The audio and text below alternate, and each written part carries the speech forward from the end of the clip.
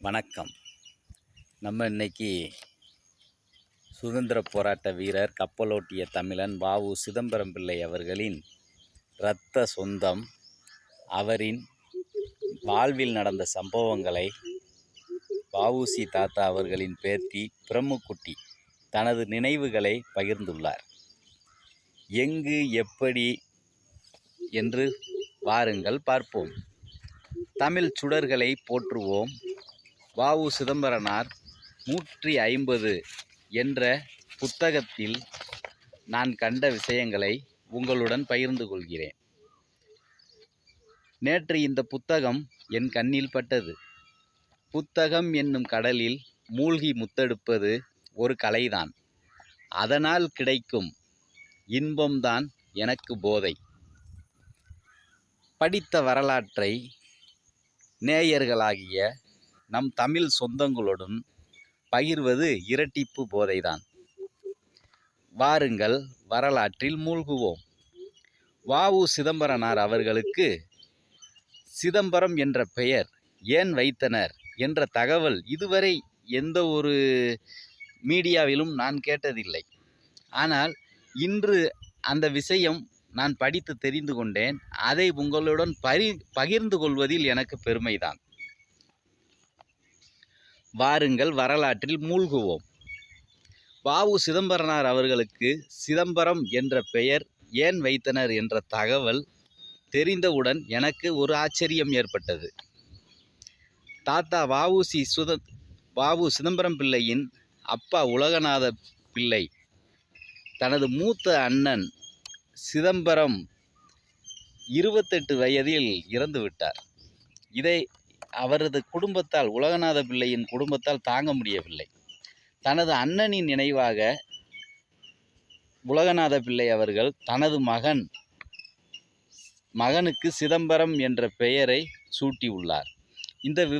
இந்த விஷயம் வ.உ. சிதம்பரம் பிள்ளை அவர்கள் தனது சுயசரிதையில் கவி மூலம் நமக்கு விளக்கியிருக்கிறார். வ.உ. சிதம்பரம் பிள்ளை அவர்கள் சிறந்த எழுத்தாளர் என்பதற்கு இந்த கவி ஒரு உதாரணமாக இருக்கின்றது.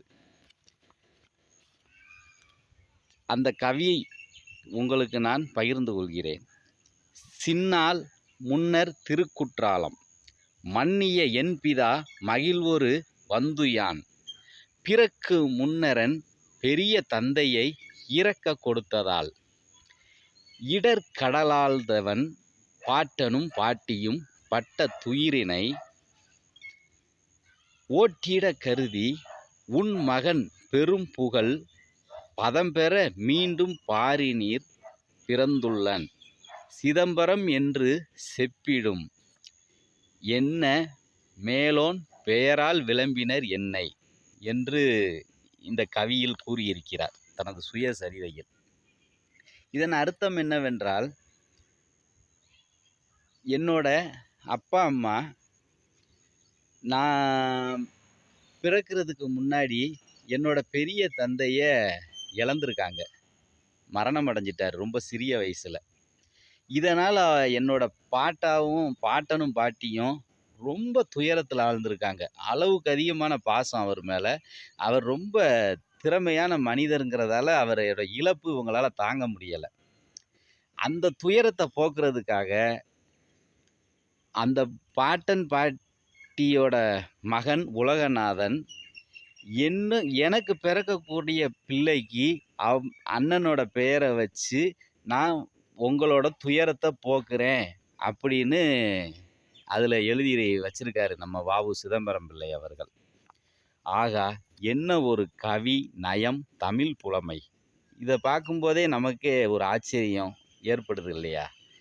அதே மாதிரி வ.உ. சிதம்பரம் பிள்ளை தாத்தா அவங்களோட சிறு வயதில் அவர் புத்தர் போல துறவறம் மீது ரொம்ப ஆசை இருந்திருக்கு. அப்போ தன்னோட தலையை மொட்டை அடிச்சுட்டு காசி விஸ்வநாதரை தரிசனம் பண்ணுறதுக்காக கிளம்பிட்டாங்க. அப்படி கிளம்பி ஒட்டப்பிடாரத்துலேருந்து அவர் மதுரைக்கு போகிறதுக்கு 2 நாள் ஆயிருக்கு. இந்த விஷயம் நம்ம உலகநாதன் பிள்ளை தாத்தாவுக்கு தெரிஞ்சு அவரை போய் கூட்டிகிட்டு வந்துட்டார் மதுரை போய். அப்படி கூட்டு வந்ததும் ரொம்ப ஒரு மன அவருக்கு வந்து துறவறம் மீது ஆசை இருந்ததால ஒரு புரிதல் இல்லாமயே இருந்திருக்காரு.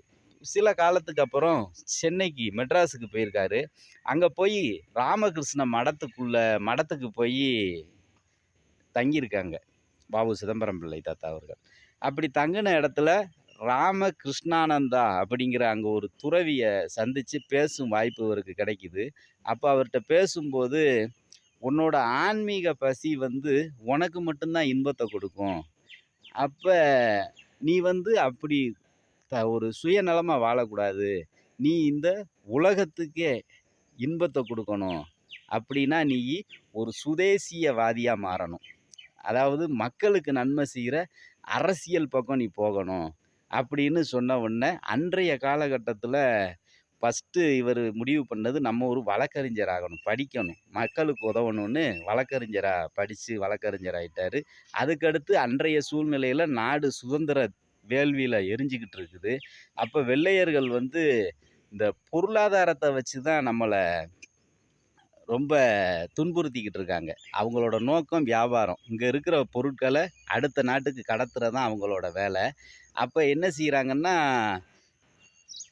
தமிழ்நாட்டுல இருந்து இலங்கைக்கு கப்பல் போக்குவரத்து இருக்கு. அப்ப அத உடைக்கணும் அப்படின்னு தான் கப்பல் விடணும். அதுக்கு நம்ம சுதந்திர போராட்டத்துல இறங்கணும்னு இறங்கி மக்கள ஒன்று திரட்டி கப்பல விடுறாங்க. அதுக்கப்புறம் பார்த்தீங்கன்னா, ஆ தொழிலாளர்களோட முன்னேற்றத்திற்கு சங்கங்கள், தொழிற்சங்கங்கள் ஆரம்பிச்சு அதுல வெற்றி காண்றாங்க.